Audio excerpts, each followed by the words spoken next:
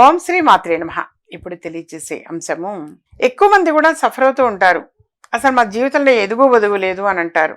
మా వివాహమైన దగ్గర నుంచి నేను చూస్తూనే ఉన్నానమ్మా, ఈ రోజు వరకు ఇప్పటి వరకు కూడా అసలు ఎదుగు బొదుగు అనేది తెలియదు, అప్పుడు ఎలా ఉందో ఇప్పుడు అలాగే ఉంది అని చెప్పేసి కూడా కొంతమంది చాలా బాధపడుతుంటారు, నిరుత్సాహపడుతూ ఉంటారు.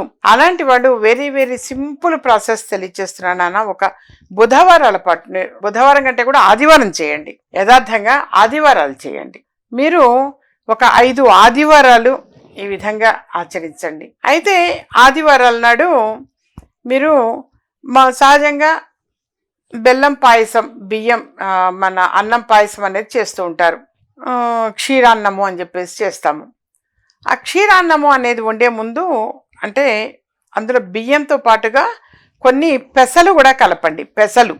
పెసలు కూడా కలిపి పాయసం వండండి. అంటే బియ్యంతో పాటు కొంచెం పెసలు కూడా వేసి, పాలు బెల్లము వేసి మీరు పాయసము అనేది వండి కాలభైరవ స్వామి గుడికి వెళ్ళి అక్కడ కాలభైరవాష్టకం చదవండి. కాలభైరవాష్టకం చదివి సూర్యోదయం నుంచి సూర్యాస్తమయం మధ్యలో ఎప్పుడైనా మీరు ఆచరించవచ్చు. గుడి ఓపెన్ ఉండాలి. గుడి తప్పనిసరిగా గర్భగుడి ఓపెన్ ఉంటేనే వెళ్ళాలి నాన్న. సరే, అక్కడ అంటే ఓపెన్ అని అంటే మీకు క్లియర్గా తెలియచేస్తున్నా, అక్కడ కాలభైరవ స్వామిది ఉంటుంది. సరే ఇంకా ఓపెన్ చేయలేదు అని చెప్పేసి కూడా బయట కాలభైరవుడిది ఉంటుంది. ఇంకొక గుడి కూడా లోపల ఏదైనా మెయిన్ టెంపుల్ అనేది కూడా ఉంటూ కాలభైరవ స్వామిది కూడా పక్కన ఉపాలయాలు అని చెప్పేసి కూడా ఉంటూ ఉంటాయి. సరే, ఏది ఏమైనా గుడి అనేది ఓపెన్ అయి ఉండాలి. ఆ ఓపెన్ చేసి ఉన్నప్పుడే మీరు తప్పనిసరిగా కాలభైరవాష్టకం తప్పనిసరిగా చదవండి. దీపారాధన చేయండి. తప్పనిసరిగా దీపారాధన చేయాలి నాన్న. దీపారాధన చేసి ఆ తర్వాత మీరు ఈ 5 ఆదివారాలు కూడా మరి దీపారాధన చేసేటప్పుడు కూడా వీలైనంత వరకు కూడా ఒక చిన్న నల్లని గుడ్డలో నల్ల నువ్వులు పోసి, నువ్వుల నూనె వేసి ప్రమిదలో ఈ ఉండని, మన మూటకడ ఉండని అలా పెట్టి ఇలా ముడి వేసినప్పుడు 2 కూడా ఒత్తుల్లా వస్తాయి. అది వెలిగించండి. మంచిది. వెలిగించి చక్కగా ఈ పాయసం నైవేద్యం పెట్టండి. నైవేద్యం పెట్టి అక్కడ ఉన్నటువంటి భక్తులందరికీ కూడా ప్రసాదం పంచండి. మీరు కూడా ప్రసాదం స్వీకరించండి. ఈ విధంగా 5 ఆదివారాల పాటు మీరు ఆచరించండి. ఆచరిస్తే డెఫినెట్గా కొంచెం మంచి మార్పు అనేటువంటిది వస్తుంది నాన్న. డెఫినెట్గా మంచి మార్పు కనిపిస్తుంది. అంచెలంచెలుగా నెమ్మదిగా డెఫినెట్గా వస్తుంది.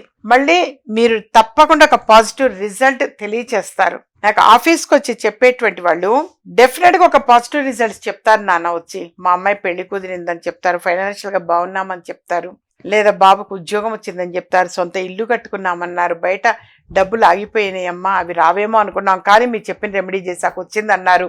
ఇంకా కొద్దిమంది కోర్టు సమస్యల్లో ఉన్నామమ్మా, అనుకోకుండా మాకు ఫేవర్ జరిగింది, మంచి తీర్పు మాకు వచ్చింది, జడ్జిమెంట్ జరిగిందమ్మా, మాకు న్యాయం జరిగింది, చాలా సంతోషం అమ్మా, మీరు చెప్పినటువంటి ఆ మంత్రాన్ని 108 సార్లు చదివాము. ఇలా నాకు ఎంతమంది ఎంత ఫీడ్బ్యాక్ ఇస్తారో నాన్న. ఏవైనా మీరు ఒక మంత్రం అనేటువంటిది చెప్పి ఉన్నాను ఇంత పూర్వం కూడా చాలాసార్లు కొన్ని మంత్రాలన్నీ కూడా చెప్పాను. మీరు చెప్పిన ఆ మంత్రం చదివానమ్మా, నేను 108 సార్లు చదవమన్నారు. చదివిన దగ్గర నుంచి కూడా మా కష్టాలన్నీ తీరిపోయినాయమ్మా అంటారు. చాలా ఆనందం అనిపిస్తుంది నాన్న ఇలా ఫీడ్బ్యాక్ ఇస్తే. ఇక్కడ ఆఫీస్కి వచ్చినప్పుడు స్వయంగా మేము మీకు చెప్పుదామనే వచ్చామమ్మా అంటారు. ఇంకా కొంతమంది మనం చెప్పిన రెమెడీస్ అనేది ఆచరించిన తర్వాత వాళ్ళ పాపకో బాబుకో యుఎస్ఏలో మంచి జాబ్ వచ్చిందమ్మా అని చెప్తారు. కేవలం అది చెప్పడానికి మేము వచ్చామమ్మా, చాలా ఆనందం అనిపిస్తుంది అని అంటారు. మాకు ఇది యథార్థంగా తెలియజేస్తున్నా నాన్న. వాళ్ళు ఎంత ఆనందపడతారో అంతకంత ఆనందం నాకు కూడా అనిపిస్తుంటుంది. పోన్లే చెప్పినటువంటి ఈ పరిహారం చక్కగా సపోర్ట్ చేసింది వాళ్ళకి అని. అందుకని ఇంకా తెలియచేయాలి అని చెప్పేసి ఈ కార్యక్రమంలో మీ అందరి కోసం కూడా ఇలాంటివి ఎన్నెన్నో తెలియచేస్తూ ఉంటాను నాన్న.